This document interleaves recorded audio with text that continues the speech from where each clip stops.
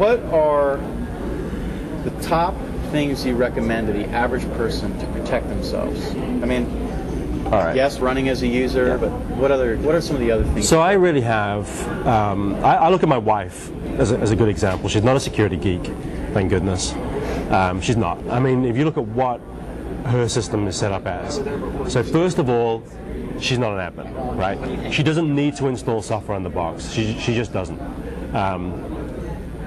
Next thing is, I really lock down the zones in IE and in her email. So for example, the internet zone, the intranet zone are all completely locked down. Nothing runs. IE at that point is just a straight browser, an HTML browser.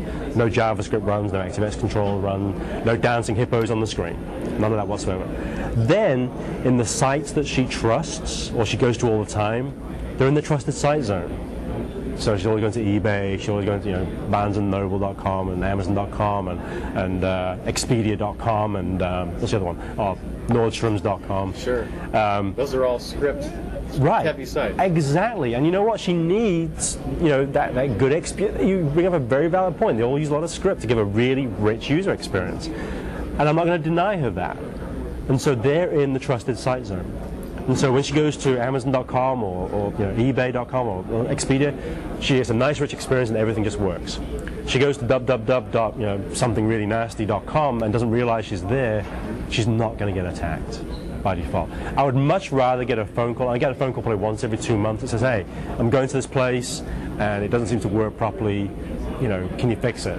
At that point she'll do those remote assistance requests. Sure. Just send me one of those. 3 seconds later, I see you're using that. I love the technology. Excellent. Hey, it's the reason why I asked my father-in-law to upgrade to XP. He's always phoning me every week because something he wants to work doesn't work properly, and now I can just solve it for him. So she does a remote assistance request. I connect. I add it to the trusted site zone, and she's 2 minutes. She's up and running again. Excellent. I would much rather have that phone call every 2 months than a phone call every week saying, "Hey, I just got these dancing pigs running in the email. Is that okay?" Exactly. Or there's this attachment. Yeah, exactly. Or the site's asking me to if I should install this, and it looks pretty good. Exactly. And I never get those phone calls. Good. Because invariably, I don't want that phone call. Okay. So the lesson to be learned is that if you're not interacting, there always has to be some sort. My fear is not the user interaction leading to vulnerability, to compromise my system. Right. My fear is I have no idea that anything's going on. Right. I've not been prompted to download an exe. I've not been prompted to go to site X or to do this or that.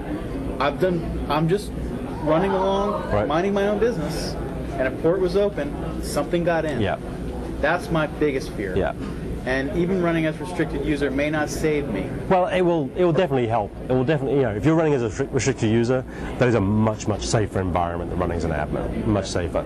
I mean, the port that can't be attacked is the port that's not there. I mean, it's as simple as that. That's why we're turning on the firewall on by default in XP Service Pack 2. Just in case you run some software, and just in case, some malware, and just in case it tries to open a socket, then by default it's going to fail. You'll be notified that says, hey, ABC wants to open this port. Do you really want to do that? No.